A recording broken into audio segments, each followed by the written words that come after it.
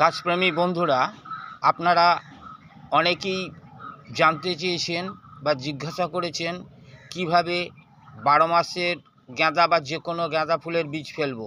ভালো করে লক্ষ্য করুন। এই দেখুন, আমি বীজ ফেলেছি। দেখুন, ভালো করে লক্ষ্য করুন। দেখতে পাচ্ছেন আশা করি। আমি এইমাত্র বীজ ছড়িয়েছি।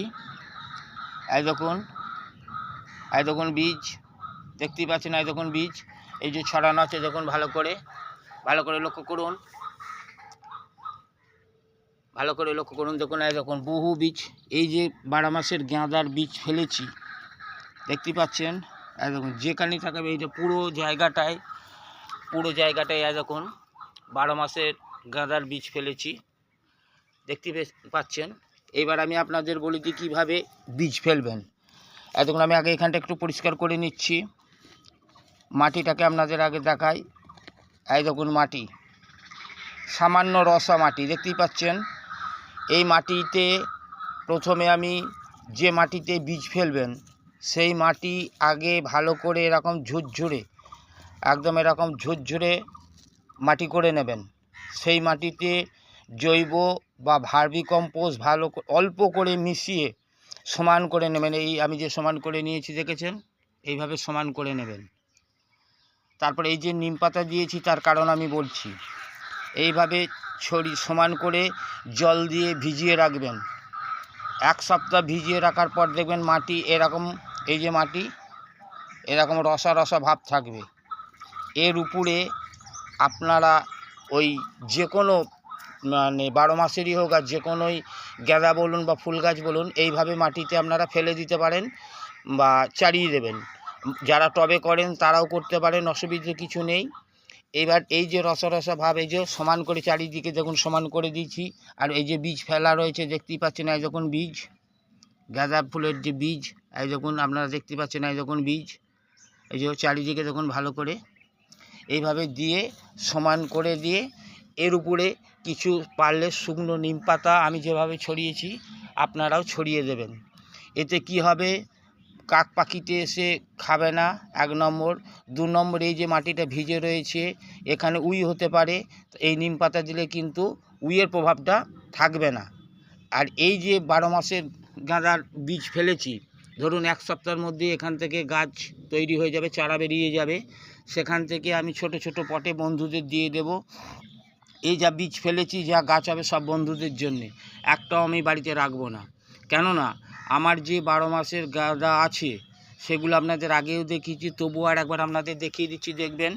হ্যাঁ, 1 বছর হলো যে গাঁদা 12 মাসের গাঁদাতে ফুল হচ্ছে, সে ফুল আপনাদের দেখিয়ে দিচ্ছি। দেখুন, এই দেখুন এগুলো হচ্ছে 1 বছরের 12 মাসের গাঁদা।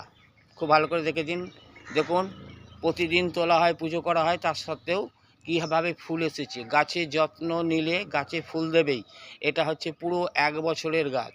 এবার আপনাদের দেখাচ্ছি এই 3 মাসের গাছ। এই দেখুন, দেখতে পাচ্ছেন, এই হচ্ছে 3 মাসের গাছ। এও হচ্ছে কিন্তু 12 মাসের গাঁদা। এই দেখুন, দেখতেই পাচ্ছেন। এইবার আপনাদের বলি, 12 মাসের গাঁদা নিতে গেলে 12 মাসের গাঁদা সাধারণত 2 রকম হয়। এক রকম হচ্ছে গাছ ছোট, যেটা আপনাদের দেখালাম, মাঝারি বা ছোট গাছ। এই যে এরকম ছোট নিতে পারেন, তাহলে ডগ বেরোনোর সঙ্গে সঙ্গে স্পিঞ্চিং অর্থাৎ কাটিং করতে হবে।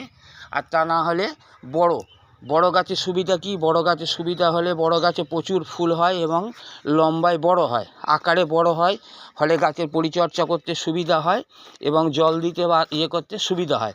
এইবার আমার 2 রকমই আছে। ছোটোটা আপনাদের দেখালাম। এইটা হচ্ছে, দেখুন 12 মাসের গাঁদা। যখন চারা লাগিয়েছিলাম আপনাদের দেখিয়েছি, দেখতে পাচ্ছেন প্রতিটাতে কুঁড়িতে ভর্তি হয়। দেখুন প্রচুর কুঁড়ি। আর দেখুন গাছ দেখুন প্রায় আমার সমান। এই যে এগুলো হচ্ছে পুরো, এটা হচ্ছে 12 মাসের গাঁদা। এই হাইট হবে। আর এর বেশি ফুল বড় হবে না, এই হচ্ছে 12 মাসের গাঁদা 2 রকম। একটা আপনাদের আগেই দেখালাম, যেটা মাস 3 আগে লাগিয়েছিলাম, সেই চারা দেখলাম সেগুলো ছোটো।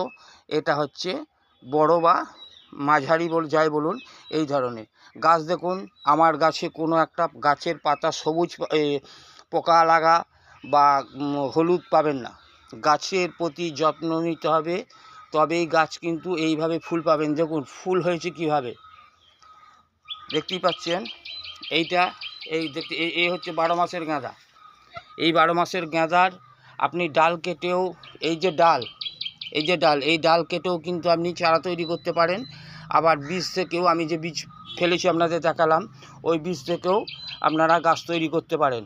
আমি আর ওই যেগুলো এবছরে ফেলেছি, এখন ফেললাম, আজকে যে বীজগুলো আমি ফেললাম, যে চারা হবে, সে চারা কিন্তু একটাও আমি বাড়িতে রাখবো না, সব বন্ধুদের জন্যে ওই চারা বা গাছ। গাছের তো অভাব নেই, আমার প্রচুর গাছ আপনারা জানেন। এবার এই যে বীজ থেকে গাছগুলো হবে, এই যে বীজ ফেলেছি, বীজ থেকে যে গাছগুলো হবে 12 মাসের গাঁদা, যদি আপনারা কেউ নিতে চান বা এই 12 মাসের গাঁদার বীজ নিতে চান, আমাকে মন্তব্য করবেন, আমি আপনাদের পাঠিয়ে দেব। ভালো করে দেখে নিন, এবং কিভাবে গাছ তৈরি করতে হয় সেটা এবার আপনাদের দেখিয়ে দিলাম। বীজ কিভাবে ফেলতে হয় সেটাও আপনাদের দেখিয়ে দিলাম। চারা কিভাবে তৈরি করে দেখালাম। এরপর টবে বা মাটিতে যেখানেই পারবেন বসাবেন, সেটাও আগে বলে দিয়েছি। ভালো করে দেখে নিন। জায়গা এই পর্যন্ত, সবাই ভালো থাকবেন এই কামনা করি।